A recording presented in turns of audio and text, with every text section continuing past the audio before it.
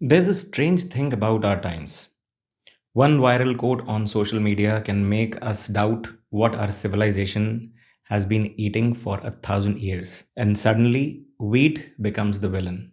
Our rotis, our chapatis, our parathas, all dragged into courtroom with hashtag as the judge.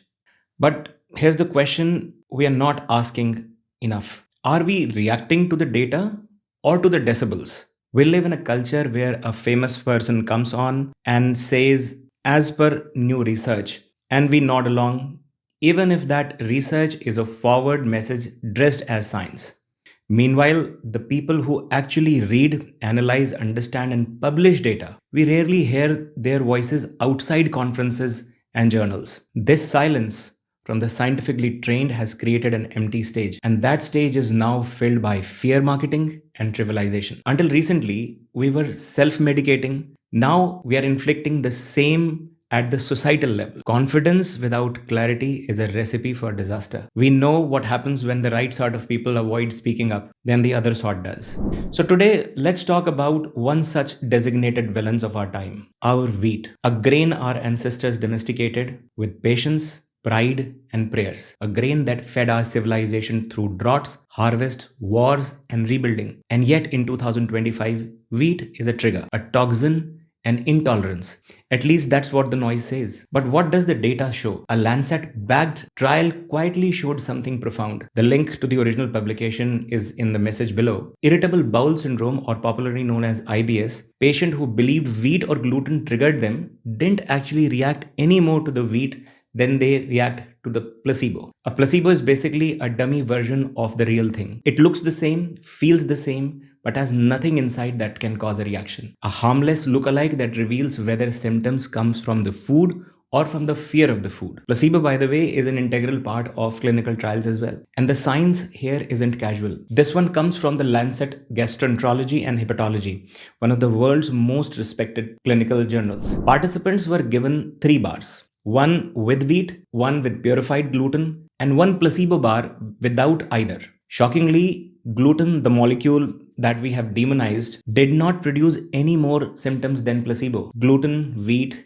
and placebo all had almost identical outcomes. It wasn't the ingredient, it was the anticipation. The body didn't shout.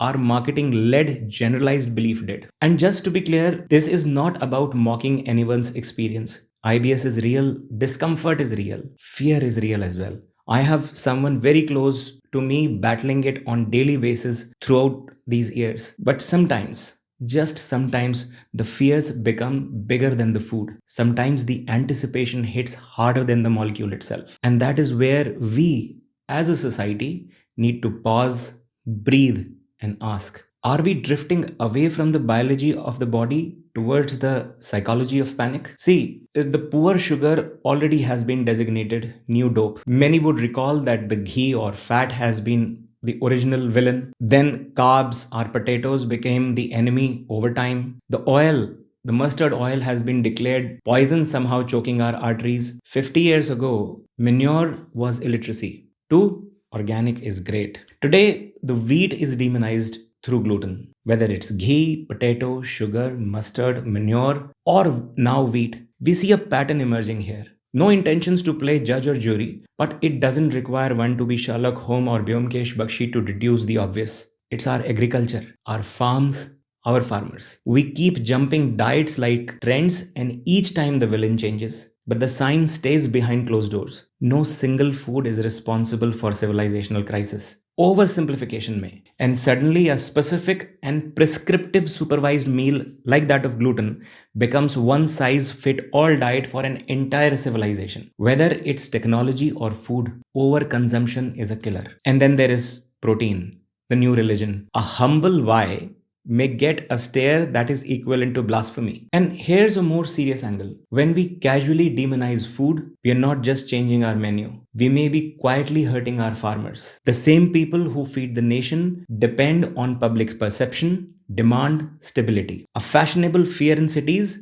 can become a real loss in our villages. When we label a staple as a toxin, we accidentally weaken confidence in our crops, our markets, and livelihoods. Our food choices ripple all the way from cafe tables to our field across the country. We owe our farmers a better conversation. So what do? We, the people who read data, who work with data, publish real data, need to start speaking up. Not with arrogance, not with jargon, though can't completely throw the caution out of the window, but we get the point. And most importantly, not with superiority or elitism, but with clarity, at least the trial of the same, humility and honesty. We need to bring nuance back to the world addicted to oversimplification. Bharat needs her integrative genome analyst to tell our stories before someone else tells theirs. Wheat is not asking for a certificate of purity. It's simply asking for fairness. Let us not put a millennia of agriculture into bad light for 10 seconds of fear mongering. At Genome Cafe, our job isn't to pick sides. Our intent is to bring conversation back to balance, where food is not fear, science is not noise, and our choices honor both our bodies and the hands that feed us. Because we are a civilization built on grain, on wisdom, and on the courage to look beyond trends into truth. We would love to hear your thoughts on this one. If you have been, thank you very much. Until next time, take care.